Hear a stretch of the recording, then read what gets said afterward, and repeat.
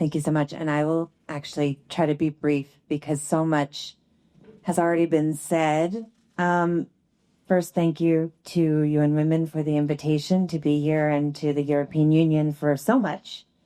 Not just for being here, but for the investment, for the initial vision and investment to launch Spotlight Initiative in partnership with the United Nations. Spotlight Initiative came into being in 2017. And I'm going to talk about money. Thank you. You set me up perfectly, actually. We didn't even plan this. So Spotlight Initiative was launched with a 500 million seed investment from the European Union. I can't even imagine saying that today. We are in such a different context. But in 2017, the European Union had a vision to really say, okay, what if we invested actually deeply in this historically under-resourced area of work and actually tried to make a real impact in an area that we know is so critical to actually ensuring real, meaningful change across all sustainable development goals.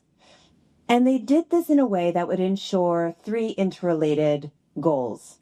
The first was, of course, to meaningfully make progress to eliminate violence against women and girls. The second was to show how in investing in the elimination of ending violence against women and girls, we could also drive meaningful change across all sustainable development goals.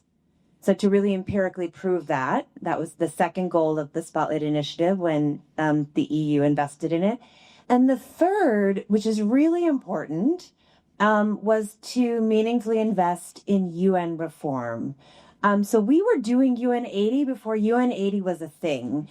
And what that really meant for Spotlight Initiative, we were sitting in the Secretary General's office, was that we had the benefit of working really closely with our exceptional partners and most importantly, partners like UN Women and UNFPA, but really others, and looking at what was working really well across the UN system and bringing that together. I think of it as like a quilt, really weaving that together in service to women and girls.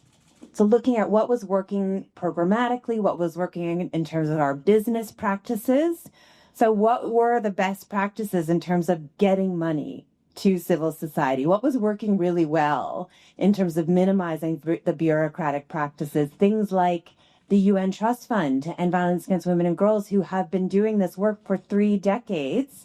They do it really well. They have figured out the workaround mechanisms to ensure that grassroots actors are getting the money they need to do this work. So how can we pick up those great practices and make this work for women and girls? So Spotlight Initiative, I shamelessly plagiarize this all the time, and I'm sorry if you've heard me say this before. I call this the everything, everywhere, all at once approach. So that's what we did is in these 25 plus countries, we looked at the issue from this comprehensive approach that we know is exactly the way you need to work. I love that video, by the way. So thank you to UN Women for sharing it. This kind of investment everywhere that we know violence is happening, everywhere that we know can and should and must have an influence in eliminating violence. So invest there all at once. So, everyone who needs to be taking action should be invested in to take that action. And all the places where it might occur. And really importantly to that, I think, are 2 things. And I'm going to reference actually what the ambassador said in his opening remarks. He actually mentioned 2 critical things. And in our many, many, many evaluations, you don't get 500 million euros and not expect to get many, many, many evaluations of that money. We've had very many. 2 things have really emerged from Spotlight Initiative that have shown why we've had the success we've had, and it's been an incredibly successful initiative. One has been deep, deep, deep political leadership and political ownership. And this has included very high-level ownership, so ownership by heads of state, really saying, okay, yes, we believe in this issue. We will commit to taking accountability to eradication, and this includes actually investing resources in these national action plans, costing these I agree. Otherwise, it's just a piece of paper. It just becomes a really beautiful doorstop. So cost, committing resources in this issue. And we're doing actually a study now to ensure that all of this work that we did to invest in domestic resource mobilization, how has this been sustained? So in these 25 plus countries, we didn't stay in all of them as we've continued to evolve. What's sustained, and we've seen there's actually been sustained investment by national governments, even when Spotlight Initiative has left the country. And so that's really meaningful investment.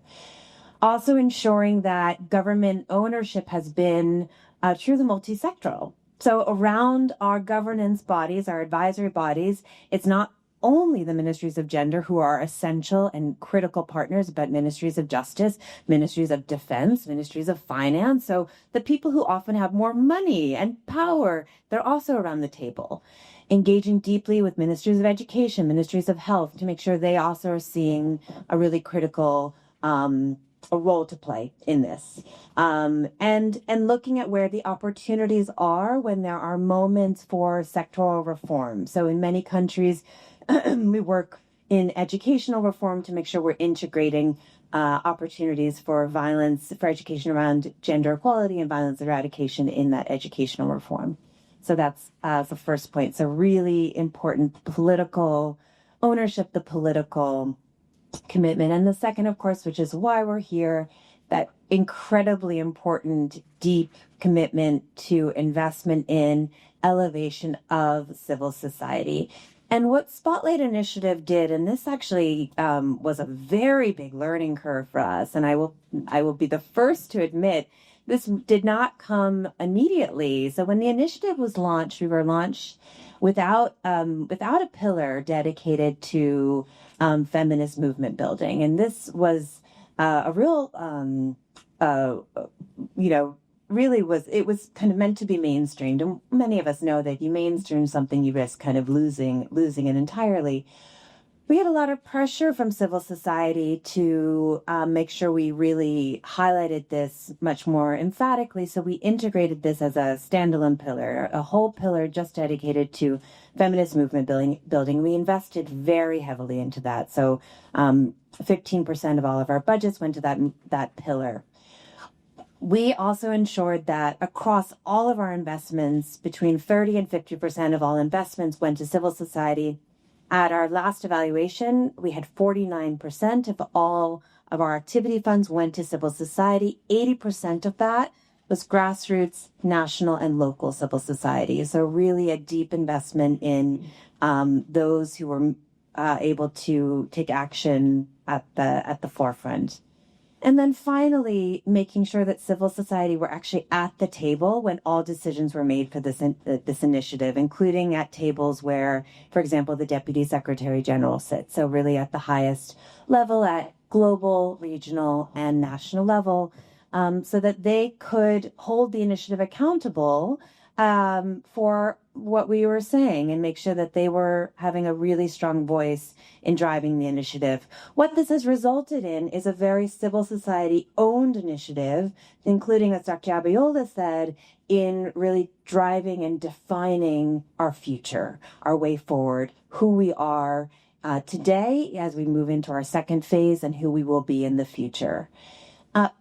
This is essential to our DNA, but all of this, and it's not unique to Spotlight Initiative. I would argue these are just pillars of really good programming, and we are seeing them beautifully modeled in the ACT initiative as well as many other initiatives. But they are at deep risk right now of not having a future because of the current funding situation, and that would be really tragic. We have these beautiful models that have amazing credibility, amazing opportunities for scalability that are at deep risk for not achieving the impact that they can have at scale because of our current situation. And I would just implore any of the purse holders in the room to really think about the opportunities we have in this moment to make real meaningful change with the programs that are currently on the ground, investing in these incredible feminist activists that we have right here. Thank you so much.